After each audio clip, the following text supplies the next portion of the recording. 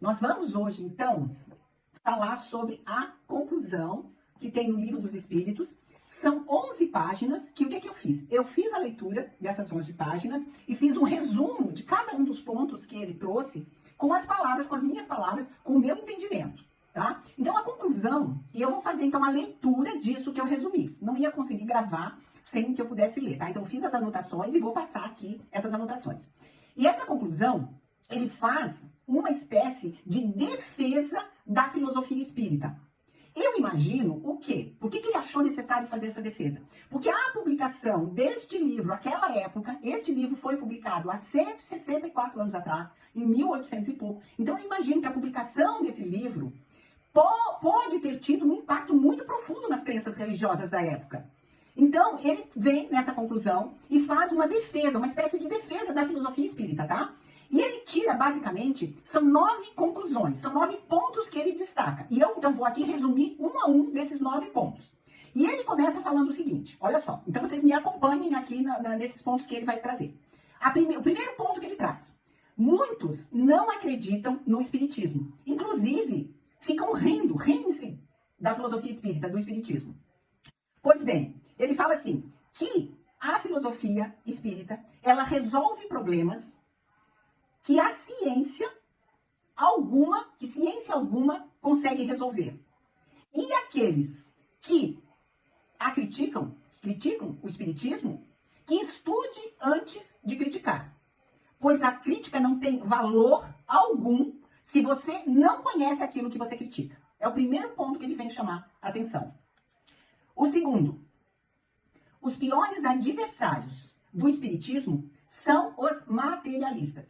Ele fala muito dos materialistas. Durante o estudo que a gente fez, ele traz sempre essas pessoas que creem, que defendem a filosofia materialista. Então ele fala assim, que os piores adversários do espiritismo são os materialistas. E que os materialistas, eles se escondem, entre aspas, atrás do quê? Da razão e da ciência. Então eles defendem a filosofia materialista por causa da ciência e por causa da razão, a racionalidade, ok? Mas Kardec fala assim, que a religião, ela também é pautada em milagres e em revelações. E o que seriam, então, essas revelações? As revelações, por exemplo, de Moisés, que sobe o Monte Sinai, vai lá e recebe as tábuas da lei, que são os mandamentos, o que é isso que não é uma comunicação espírita? E os milagres, que a religião se pauta nos milagres. O que seriam os milagres? Ele fala assim, nós que estudamos a ciência espírita, sabemos que os milagres são as ordens dos materiais da natureza. E olha que naquela época, 164 anos atrás, nós não tínhamos ainda a noção da física quântica para poder explicar esses milagres. Mas ele já falava assim, que esses milagres, para nós que conhecemos, são as ordens dos materiais da natureza, o ordenamento do que compõe a natureza que provocam esses milagres. Então, quem ataca o espiritismo é porque não conhece, é porque não estuda, porque se fossem estudar, encontrariam as respostas que também são respostas racionais. E aí nós vamos pegar um dos milagres, por exemplo, quando Moisés ergue o seu cajado e faz a abertura das águas do Mar Vermelho. Isso é considerado um milagre, que a religião não consegue explicar.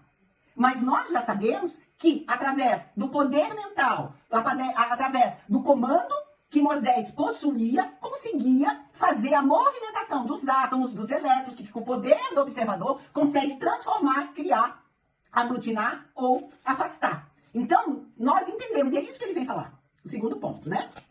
O terceiro ponto. Para quem acha que a doutrina é um mal, ele vem dizer, porque tinham pessoas adversárias que diziam à época que o espiritismo, na verdade, era, e até hoje temos esse preconceito, que o espiritismo é algo do mal, é algo da esquerda, é algo que não faz o bem. Então ele fala assim, para quem acha que a doutrina é um mal, o espiritismo estimula a fé no futuro. O espiritismo levanta os ânimos abatidos, faz suportar com resignação as dificuldades. Ora, como podemos chamar isso de um mal? Ele traz sempre argumentações muito lógicas e com bastante criticidade. Continuando nisso, há duas doutrinas que se confrontam, que seja o espiritismo e o materialismo. Então ele fala assim, que há duas doutrinas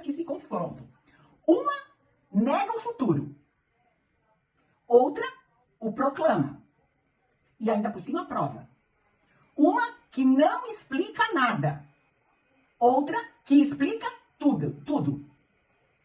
Uma que é um tributo ao egoísmo, ou seja, cada um por si. Outra que recorre à justiça, à caridade e amor aos semelhantes. Então, ele questiona, qual é a pior? Ponto. O progresso da humanidade. O progresso da humanidade para o Espiritismo tem como base a lei que nós vimos aqui, estudamos isso, a lei da justiça, do amor e da caridade. Lei de justiça, de amor e da caridade. Dessa lei derivam todas as outras. É a mais importante, porque ela contém todas as condições de felicidade do homem. Ou seja, se eu sigo essa lei integralmente, eu serei feliz. Essa lei é a que vai curar as chagas da sociedade. Ele está falando lá do progresso da humanidade. Então ele traz essa lei para dizer que essa lei, se cumprida por os seres humanos, vai trazer essa felicidade e vai curar todas as chagas da sociedade. Que chagas são essas? A fome, a desigualdade, a opressão. A sociedade melhora na medida que essa lei for entendida e aplicada. Resumo básico e tão verdadeiro. O quinto ponto, que é sobre porque tinha um questionamento, uma crítica de que o Espiritismo estava se propagando demais, que ele estava com uma abrangência muito grande, que precisava ser cortado por causa disso, né? Então, sobre essa propagação do Espiritismo. Pelo Espiritismo, ele faz a defesa disso, né? Pelo Espiritismo, a humanidade entra numa nova fase, a do progresso moral. Por que as ideias espíritas se propagam? Ele questiona. Porque está na satisfação que essas ideias proporcionam a todos que se aprofundarem nela. Como cada um quer a felicidade antes de tudo, que é o que a gente quer, é o que a gente almeja, a gente está aqui e tenta ser feliz todos os dias. Então ele fala assim que é compreensível que nós a busquemos através dessas ideias espíritas, dessas ideias do Espiritismo. O Espiritismo, torna felizes aqueles que o compreendem. Que diga a alguém ao contrário que não acredita nisso. Nesse confronto com as duas doutrinas, ele reafirma que ela explica tudo, enquanto a outra nenhuma explicação tem dado. Então, o sexto ponto que ele traz. Fala aqui da tentativa de tentar sufocar a filosofia espírita. Por quê? Vocês lembram que os livros espíritas foram queimados em praça pública, né? Então, o que ele fala em relação a isso? Esse sufocamento, né, da doutrina espírita, que pensam os adversários da doutrina, que acreditam ser o espiritismo apenas manifestações e fenômenos. Essas pessoas, então, que querem sufocar a doutrina espírita, acham que essa doutrina são apenas a manifestação e são apenas esses fenômenos que ocorrem, certo? Encarcerando toda uma ciência com preceitos materialistas. Como eles são materiais, eles defendem aquilo que nós vimos nos pontos anteriores. E ele vai falar assim, olha, eles acham que se prendessem os médiuns, se queimassem os livros, se fechassem as casas, se proibissem as manifestações públicas, ou seja, se acabassem com os fenômenos, com as manifestações, acabariam com a doutrina. E estaria todo mundo feliz. E ele fala assim, para encarcerar todos os médiuns, seria preciso encarcerar pelo menos a metade do gênero humano. Se queimassem todos os livros espíritas, no dia seguinte, eles estariam sendo reproduzidos. Se fechassem todos os centros públicos, não poderiam fechar os recessos dos lares onde as famílias realizam seus cultos. Mesmo fechado, sozinho no quarto ou numa prisão, o homem tem comunicação com os espíritos. Pois o espiritismo não é obra de um homem. Ninguém é dono dele. Então, e é tão velho quanto a criação. Ele está em toda parte. Ele elimina a ignorância e a superstição das religiões e trabalha para a libertação e a melhoria do homem. Vamos para o sétimo ponto. Isso é bem importante, é bem legal a gente saber, se a gente ainda não conseguiu identificar isso quando a gente fez a leitura do livro. Mas o Espiritismo, ele é fundamentado em 3 pilares, ou 3 vertentes, ou até mesmo você pode falar que são 3 classes, certo? Quando você é espírita, você pode se sentir sensibilizado, tocado, vamos dizer assim, por um ou outro dessa vertente, desse aspecto, sabe? Então, quais sejam? O que são esses aspectos que compõem o Espiritismo? Uma vertente é a vertente da ciência, é o aspecto científico, que foi aquilo que ele falou em relação à manifestação e o milagre, certo? Então, esse aspecto científico é o entendimento, é a ciência, é a explicação que o Espiritismo dá aos fenômenos, certo? A essas manifestações. Ele explica essas manifestações da mediunidade, a intercomunicação. Então, isso é o lado, vamos dizer assim, científico da ciência da filosofia espírita, do Espiritismo. Outra vertente, a outra classe, é a própria filosofia. O que é a filosofia? A filosofia, esse aspecto filosófico. Ele busca o quê? A compreensão do ser humano, a compreensão do homem, a compreensão de si mesmo. Está preocupado com a melhoria do homem, como ser humano, na melhoria, na evolução do homem. De onde que eu vim, para onde que eu vou. E todo esse ensinamento que visa essa melhoria, essa evolução do homem, é o aspecto filosófico da doutrina. E o terceiro e último classe ou vertente é o aspecto religioso, é a religião, é a vertente da religião. Que aí, nesse aspecto, busca preencher o interior do homem com amor, amor a Deus, amor ao semelhante, busca praticar a caridade, aquela assistência, e te ensina a perdoar. Essa é a vertente da religião, certo? Então, os adeptos ao Espiritismo, ele se dá por uma dessas vertentes. Nos limitamos e nos identificamos com uma delas.